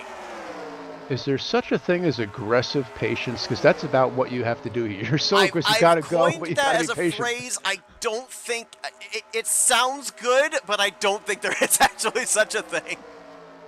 I mean, because you got to be both at the same time, and you're seeing it now. The actions on the inside line, Dave Melson might be the loser. I call it conservatively aggressive. I don't think those two words should go together, but I don't know. It kind of looks like that's what's happening here with these guys. And it's like when you see an opportunity to gain 1 point, like there's Dave Melson trapped on the outside. You know, look how they're all stacked up. Looks like Ulysses is going to be on that sinking train right now as well, and nobody's going to open up a gap for him. That window's closed. Bumper to bumper there, Sullins to Wesley, to Godfrey, to Causey. No space in sight. See Sandoval drive it in deep there as he'll get up to the back bumper of Dave Melson, but Melson starting to fall out of the top 5, trying to stay alongside of Wesley for that 5th position. Drifts through the center of the corner. Here comes Godfrey looking for 6th to his left rear quarter panel. Coming to 10 to go. Jeremy loves seeing this in his rearview mirror. Now Nick's trying to hope that they don't race too much behind him, because he's going to need some help here from Dante or Rodney, somebody else, if he's going to make a move on Jeremy. Drivers that have gone to victory lane multiple times this season. Jeremy looking for his 4th victory, Nick looking for 2 in a row and his 3rd on the season. Behind them, Dante Ricky, part-time schedule, trying to find victory lane for the first time this season. Rodney Sullins, who's been on a top 5 streak the last couple of weeks, holding down 4th, and Grant Wesley, the points leader, been close numerous times this season of closing out the deal, has found trouble late and not been able to find victory lane yet. Now he'll move by Rodney up to 4th. He gains 1 position there. Now, that last turn was the first time I haven't seen Jeremy get a great exit and gap Nick a little on the exit, as you see here. And let's see again out of 4 now if Nick's able to get closer to Jeremy and Jeremy doesn't get that advantage.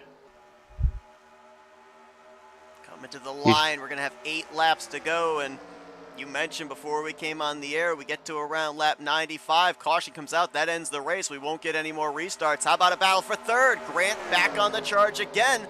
Now he'll try to move into the podium, he'll put Dante in the rearview mirror. And he's going to get that done pretty quickly without losing a lot of time, staying in Nick's draft. Now Nick's going to want to watch his mirror and see if Grant makes the move on him. Maybe the two of them make a move on Jeremy together, but you've got to get closer than this to make the move on Jeremy. And Jeremy's been doing a great job, especially with 3rd and 4th place moving out of line, of keeping that advantage over Nick. It looks like out of 4 is the best shot Nick has had of getting a run but he's going to need help lined up behind him as Ulysses now goes to work on Rodney. Yeah, Kelly Causey made a move on Rodney Sullins out of 4. That kind of messed up Rodney's exit, lost him some momentum. Sandoval pounces, and now Rodney's going to lose a couple more spots. Godfrey's going to go by. Bob LaChance now going to challenge for a spot. This is in the latter half of the top 10. As back up at the front, we're starting to get racy amongst the top 4 with less than 10 to go. Jeremy's going to make a move. He's going to take the low line apex right there in turn 1. Perfect apex. He's going to look at that gap that he's opening up, and they're going to be hard pressed to close it up unless they get the better run off turn 2. And just not enough there, even drafting. Oh, Grant's going to try to make the move now, and he is. He's got to the inside of Nick going into 3. Drives it deep, stays alongside, clipped the apron maybe a little bit, but didn't lose much momentum. Maybe almost some contact between the two of them here off of 4, and that's something Jeremy loves to see. Keep them stacked up from second place on back. Every lap they do that is one less lap he has to defend. And Dante is trying to decide which gives him the best advantage to gain a position here, and he's now chosen Grant, and so is Kelly. So this should be, Nick should find himself in about 4th place. Up, Kelly head to the back side, to the top side. Wesley still looking for the clear, maybe get it off of 4. He is going to clear for the spot. Now he'll set his sights on Jeremy Jeffries. Grant's been aggressive here since the restart, been able to work his way into the top 5, now into the 2nd spot. The question is, he'll get up to Jeremy, but how much grip, how much tire has he used up in the process? How much does he have left with 3.5 to go? Well, Grant has been setting up his passes perfectly. He's been making the moves right where he's got the opportunity to gain that inside, and they can't come down and block him. So we'll have to see if he does the same thing to Jeremy that he just did to Dante and then to Nick. Oh, Kelly up into the wall. Saves it after that side-by-side for 5th between him and Sandoval. He'll drop back to at least 8th place there with that moment off of 4. He's going to settle in there, and it looks like Dante's going to make a move on Nick, but for 3rd, but nope, they're going to have to get back together if they're going to have a chance. Couple drivers just got the wall there off of 2. Causey again, Ron Hagelin also. We're in that window we were talking about where everybody's going to start struggling on corner exits. It's getting to be now or never time as we're going to come to 2 to go here. I think Dante may have gotten the wall there off of 4 that time. Throw a blanket over the top 3. It's going to take Nick helping Grant if Grant makes the move to complete this pass. The question is, will Grant even be able to get there to make the move?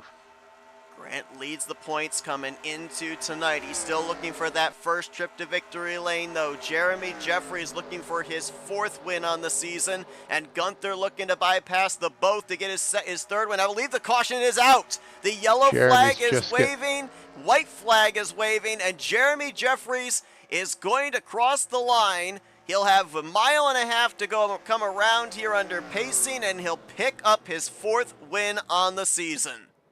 He got a great run off the turn exit there too. It wasn't going to happen. He was just beautiful doing it off the exit of the turns. Hate to see it come with the yellow and the white at the same time and us end under caution, but I think it was going to end that way anyway. They might have had a chance, but Jeremy was just doing such a good job on turn exit, even on that last one out of 4, that by the time they got to 1, I don't know if they would have been even to his bumper to make a move. I should have taken my own advice and bet the house on Jeremy. Well, you did call it 2 weeks ago. Every other race from the season opener, Jeremy Jeffries has gone to victory lane. 4 out of the first 7 races he will be parking in victory circle. We'll be going back and looking at the replay. I have a suspicion it may have been Rodney Sullins involved in what brought out this last caution here, as he's not even going to reach the finish of this race, as there's the checkered flag across the hood of driver number 1. Jeremy, his 4th win on the season. Grant will bring it home 2nd, Nick Gunther in 3rd, and Jeremy Jeffries continues to make a case for himself as the championship favorite with 2 regular season races to go. I tell you, though, you want to say your every other race thing. Well, if we go by that rule, Jeremy's going to have to go to victory lane at Infineon. How good a road course racer is he? I've been doing a lot of road course racing with Jeremy, and he's greatly... Oh, boy. Ulysses trying to get Jeremy back up to that upper level he was in practice. Hey, congratulations, bud, on your roof. But Jeremy is a solid all-around racer, but he's made great strides, as is Grant Wesley, in their road racing.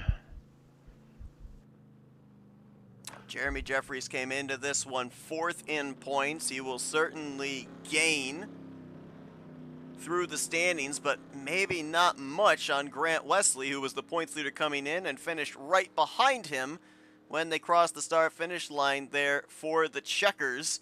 Grant will certainly keep the points lead going into next week at Rockingham, and Nick Gunther will continue to climb through the point stands as well, bringing it home in 3rd, as Jeremy Jeffries doesn't need tire smoke. He's got engine smoke here as he'll make his way onto the front straightaway. At least it's still running for him to be able to do some burnouts here in front of these Atlanta fans. It's different kind of smoke, white smoke and black smoke at the same time. I think we're going to have to look near the 143 for that final caution. Looks like the 38 of Rodney Sullins, he pulled to the garage and took it to the garage right before the end of the race as the caution came out. Jeremy Jeffries gonna bring his car into victory lane here. And as he gets ready to celebrate his 4th victory on the season here tonight at Atlanta, we'll go back and take a look at that race-ending caution. Saw Rodney falling back after he got the wall on the exit of turn 4, faded outside of the top 10. It just got worse for him, along with the 143 of Bob Dixon. Actually, I don't believe Rodney was involved in this incident. This is the 143 and the 6 battling for 19th place. Yep, that is what brought out our final caution. Yeah, Rodney looked like he took it to the garage after he had that wall contact, but that didn't bring out the yellow. And let's quickly see if we can find the 38.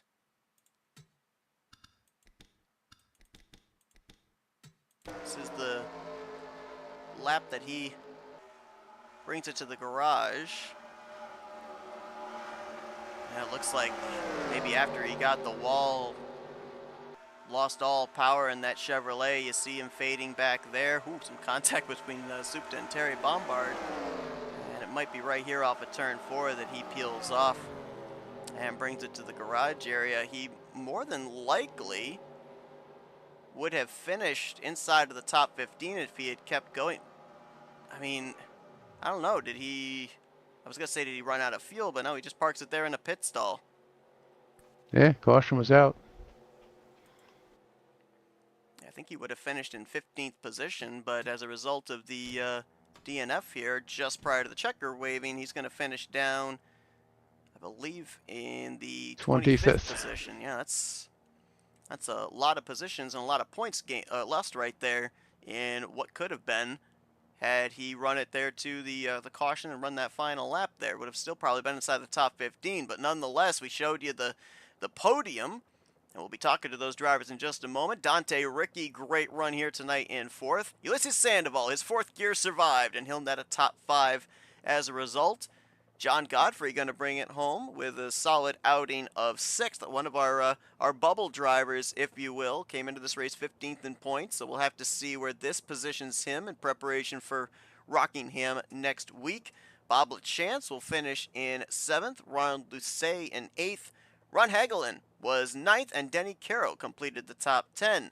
Kelly Causey will finish in 11th, Dave Melson 12th. If I'm reading this right, I believe Glenn Harris is going to become the 4th different winner in the Challenger Series this season, as he'll finish in P13. Jeff Supta will finish in 14th, and Terry Bombard in 15th. Brian Schilling was 16th with Dennis McCarthy, Randy Waugh, Brian Ross, and Dave Robbins, your top 20. And then it was Billy Elliser, Cy Jones, Bobby Farrell, Bob Dixon that finished out the race. All finishers on the lead lap. 3 drivers did not reach the conclusion: Rodney Sullins, Andre Charest, and Colin Flick. And I just double-checked, Kelly Causey, actually, 4th time this season that he will win the Challenger race, as he finished a couple of positions ahead of Glenn in 11th. Yep, actually, Kelly, I got him scored finishing in 7th place tonight. Oh, no, you got 11th. You're correct. Sorry, sir. So great run here tonight for Jeremy Jeffries. He will continue to pad his stats. This is a guy that we talked to beginning of the season, and he said, I always just seem to get that 1 win. Well, how about 1 win plus 3 more here in season 65?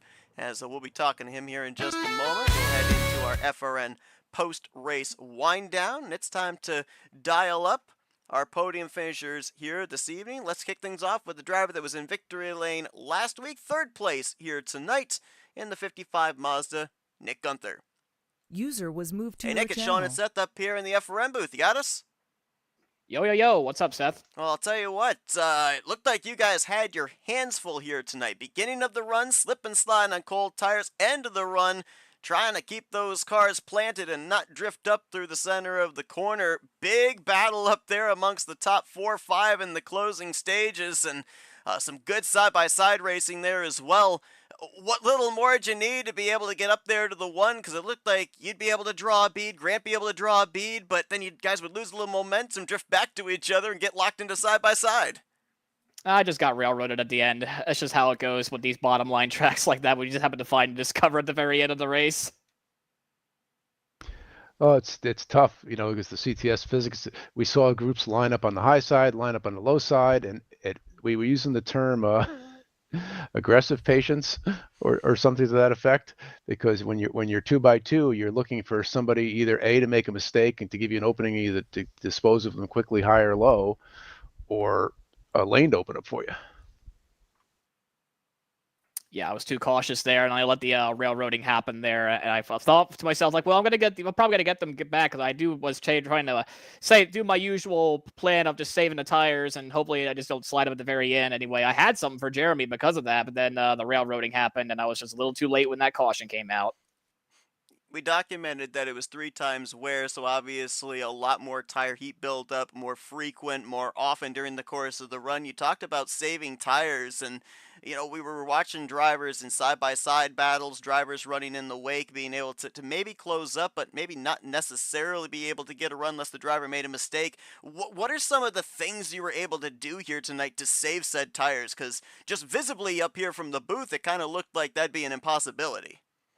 Yeah, and you'd be right to the naked eye. It is kind of hard with that. What you do is you got to blip the throttle. You got to blip the throttle, because I was paying attention to the F4, as I always do, because I'm a nerd like that, and happened to see like all the numbers just go skyrocketing going into like turn 1, turn 3 when I was like doing my runs. Like, okay, looks like because of 3x, it means the tire heat's also going to be that high up as well. So had that to be considered. So if I were to let off the gas, I'll just pause the heating for just like a split, like maybe a couple frames before I get back on the gas again. And that's just it's all about just trying to stay in that draft as well. I think I was just a little too kind as well, especially towards the very end of the race too with Jeremy, because I wasn't sure we were actually going to make it on field because of CTS fall off.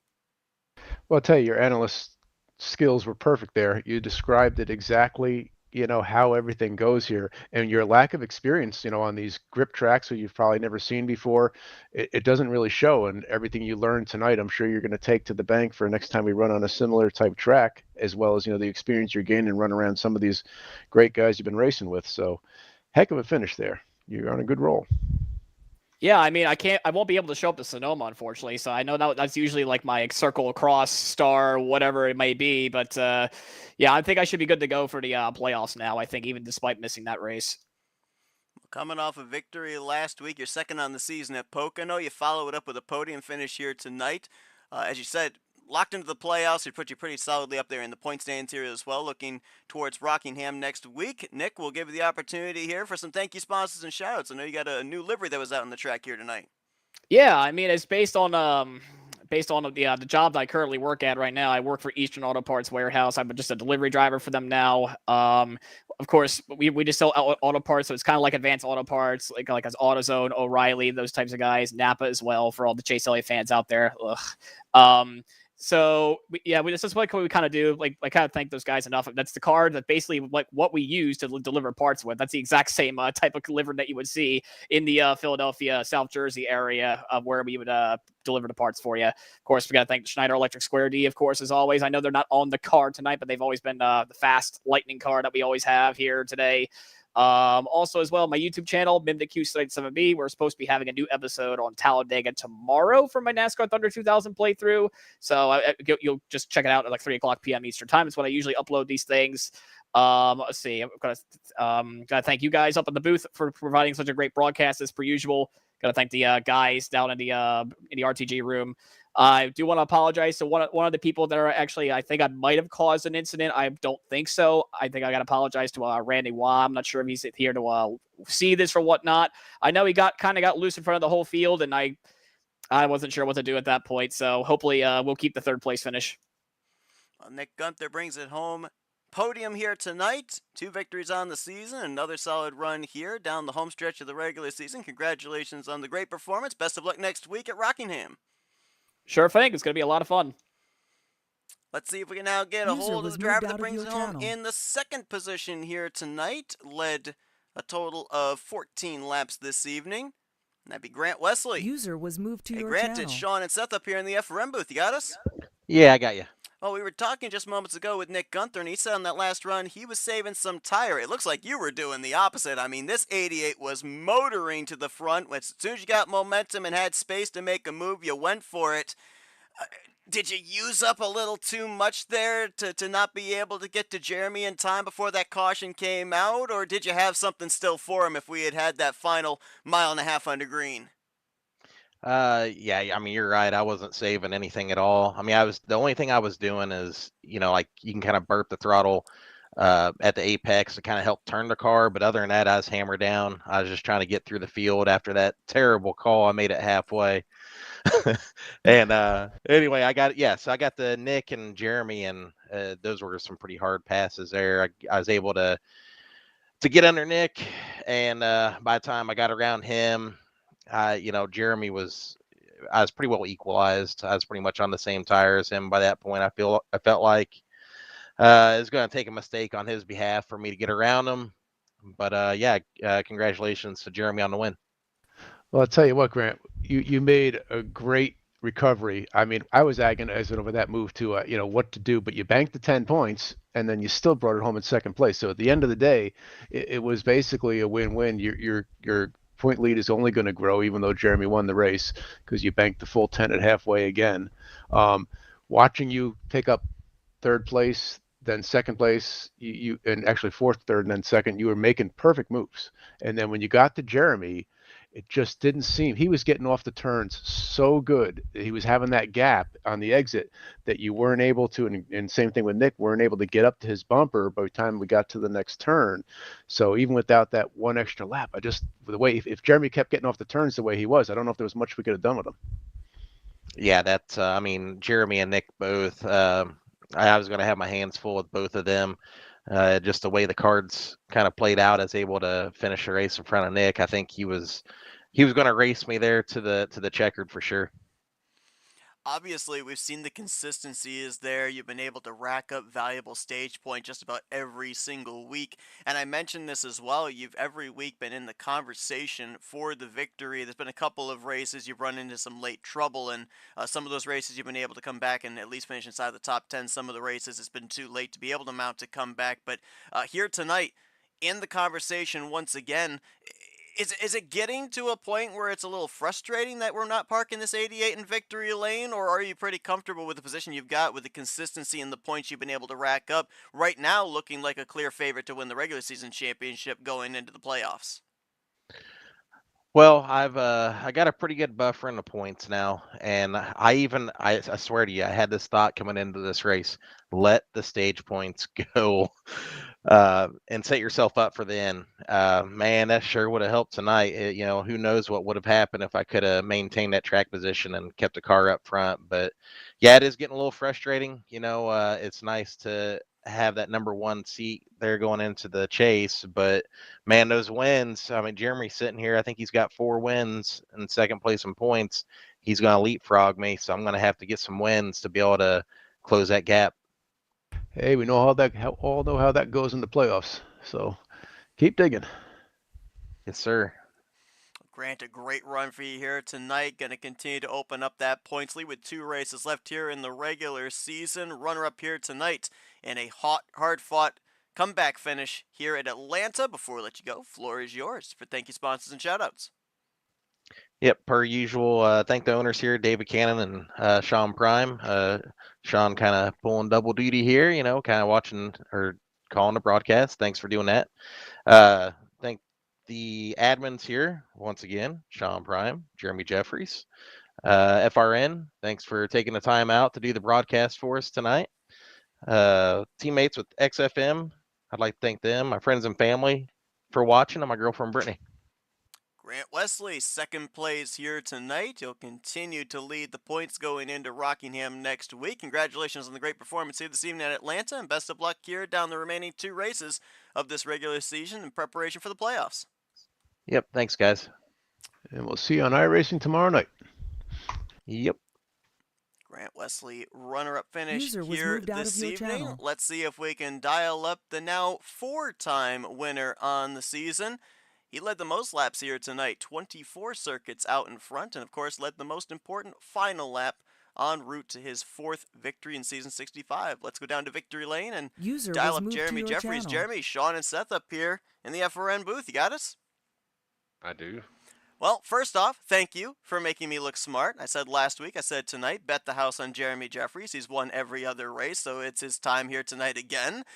Great run for you here this evening, but Sean and I, we saw it, we kept talking about it the entire race. You were a huge advocate of that second groove, constantly up there. Sometimes you'd make progress, sometimes you'd fall back, but you stayed committed to that second line. Final restart here, you go up to that second groove, you get to the right rear of Gunther, and you're able to swing around him and defend the rest of the race. Dedication like that is hard to come by at a racetrack, especially when you're not making a whole lot of progress in the early going. What was it that drove you to just stay consistently up there and continue to give that outside line a chance? I felt like it kept the heat out of the tires somewhat and the wear down a little bit, and you could drive a little straighter off the corner, so you could get a little more speed off corners. You lose it on corner entry and through the center, but yeah, I was just trying to mostly just take care of the tires and hope to have something for the end of a run. Well, we knew you were happy when you saw them start battling for second, third, fourth, and fifth behind you, and you opened up a little bit of a gap, and just maintain a few car length. But then once they got in line, it still looked like in the closing laps you had just great runs on exit, and you were opening up, just enough length on exit that by the time, even with them drafting, that by the time they got to your bumper, you're already in the next turn, and there wasn't an opportunity for them to take advantage of that run.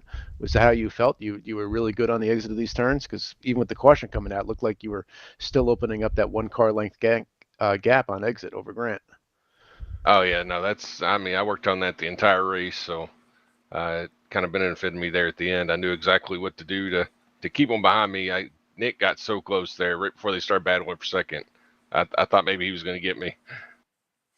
We ended up seeing Grant play a little bit of strategy for stage points. We ended up seeing you play some strategy as well back around the lap 20-25 mark. We actually were on board with you as you made your way through that massive wreck off of turn 2. You stayed out, you led a lap, got a bonus point, came to pit road, and started towards the tail end of the field. What was the strategy call there in the early going? Because a lot of times I feel like, we'll talk to the podium finishers, and we're remiss to remember that way back in the early stages, the strategy calls were even beginning then.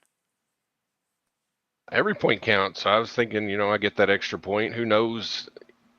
As you could see, and you said that I was running that high line a lot, and I wasn't making up a lot of positions. So I never actually knew if I was going to get to the lead on my own. At that point, I hadn't led a lap, so I was like, it's still early. I got time to hopefully make it through the field, and then that whole big wreck happened. I was like, oh great, this was a bad idea.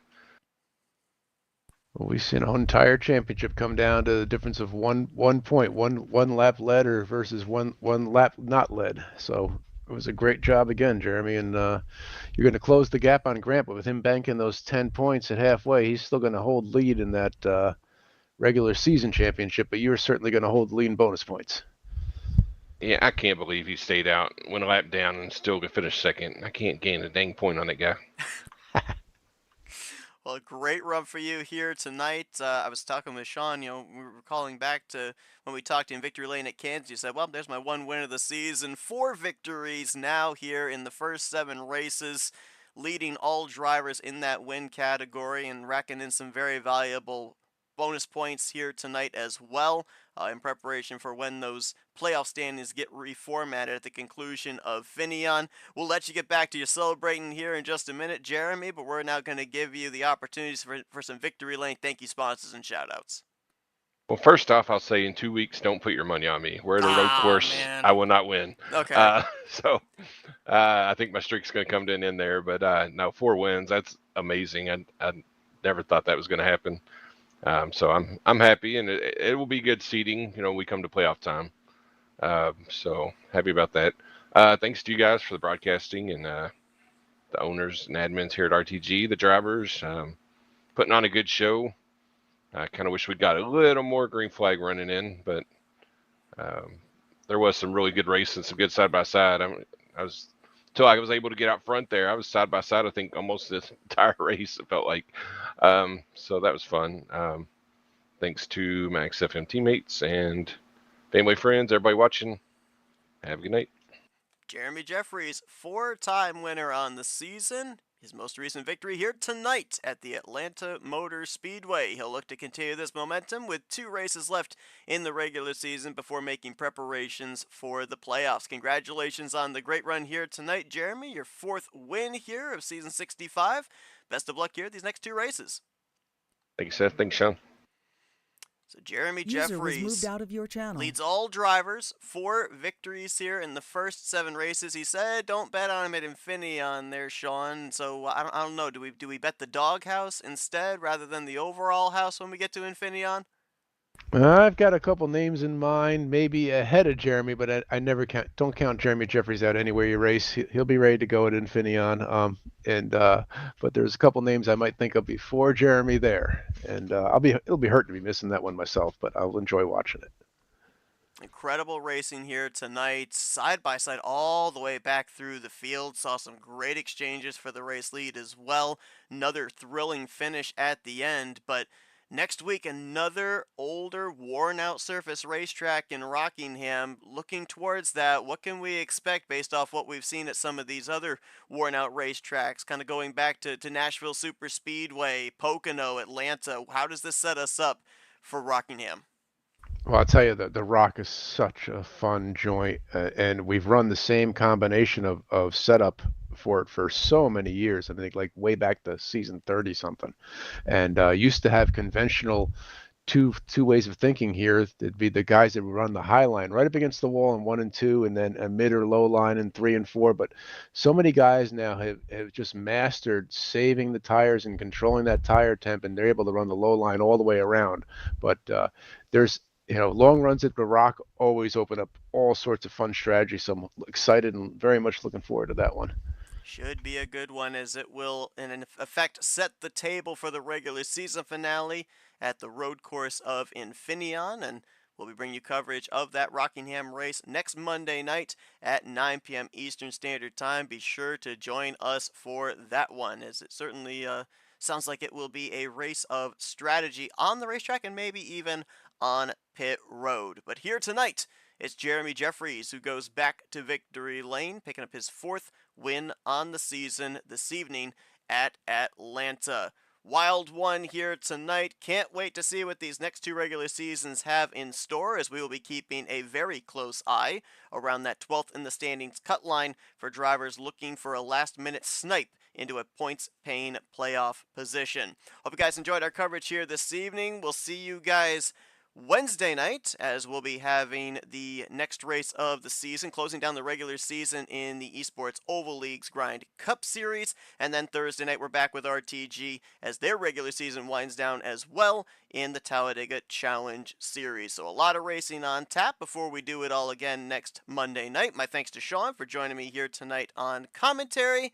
And we'll see you guys next Monday night, continuing on the 65th season of the Rolling Thunder Gaming Barebones Racing Series. Until then, I'm Seth Cohen. You've been watching another broadcast courtesy of FRN, the Flatout Racing Network. This broadcast is the copyrighted work of Flatout Racing Network and may not be rebroadcast, retranslated, or used in any form without the express written consent of Flatout Racing Network and iRacing.com Motorsports Simulations. Flatout Racing Network would like to thank you for your support, and we hope you enjoyed